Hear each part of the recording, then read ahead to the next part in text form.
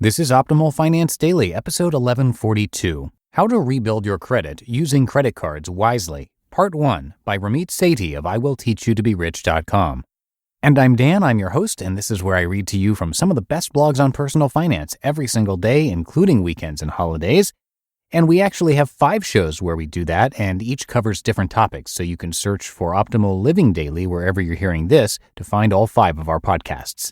But for now, let's get right to it and continue optimizing your life.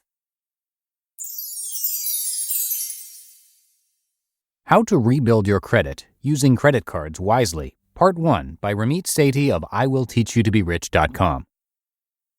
Credit cards are convenient enemies. Almost everyone has a bad story about late fees, unauthorized charges, or overspending. Not surprisingly, many pundits and parents have a knee-jerk reaction to credit cards.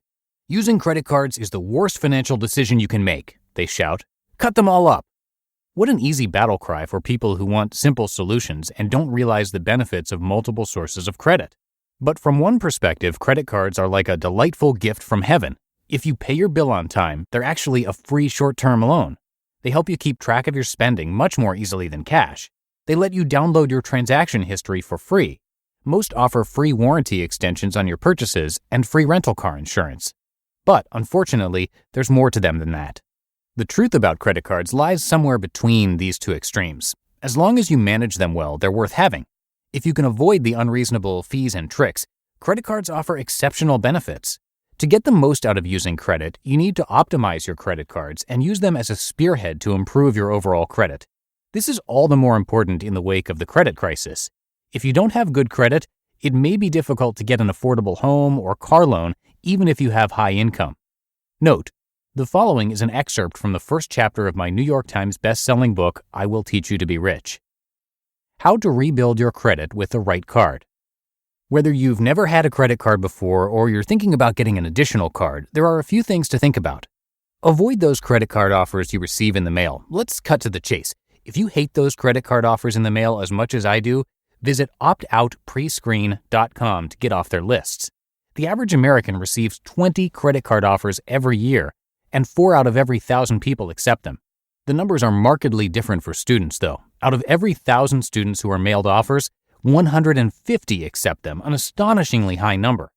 Students and young people in general are especially susceptible to these offers because they don't know any better. Let's get real.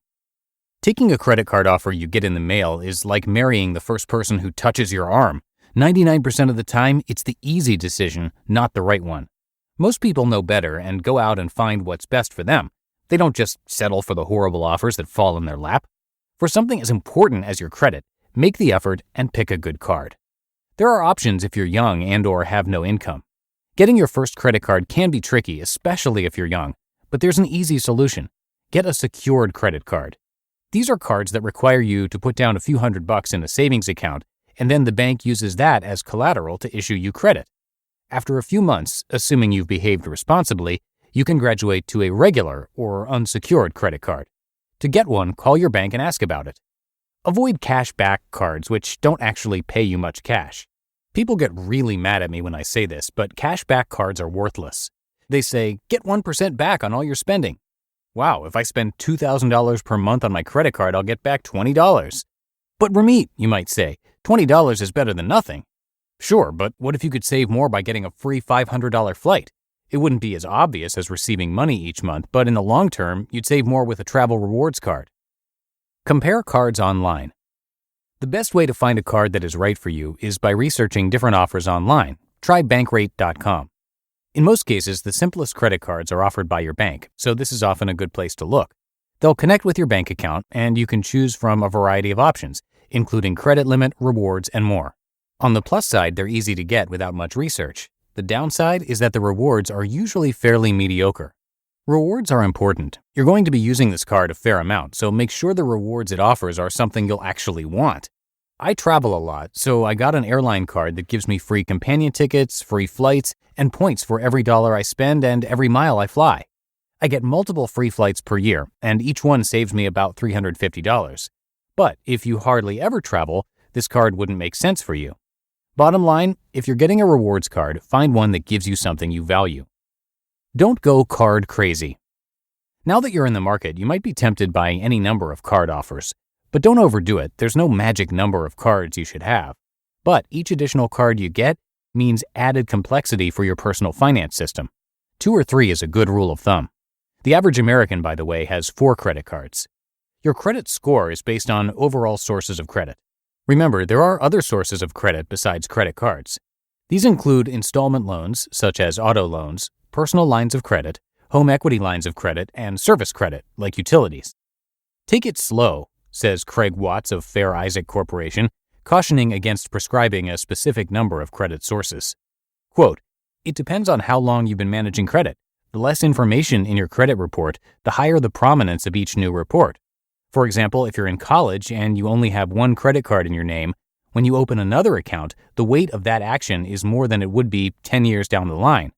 If you limit yourself to opening 1 card a year, you'll be doing yourself a favor." To be continued. You just listened to part 1 of the post titled How to Rebuild Your Credit Using Credit Cards Wisely by Ramit Sethi of IWillTeachYouToBeRich.com, and I will have the rest of this post for you tomorrow. That's going to do it for today. Hope you have a happy rest of your day and are having a great weekend if you're listening in real time. And I'll see you back here tomorrow for the Sunday show, where we're going to finish up this post from Ramit and where your optimal life awaits.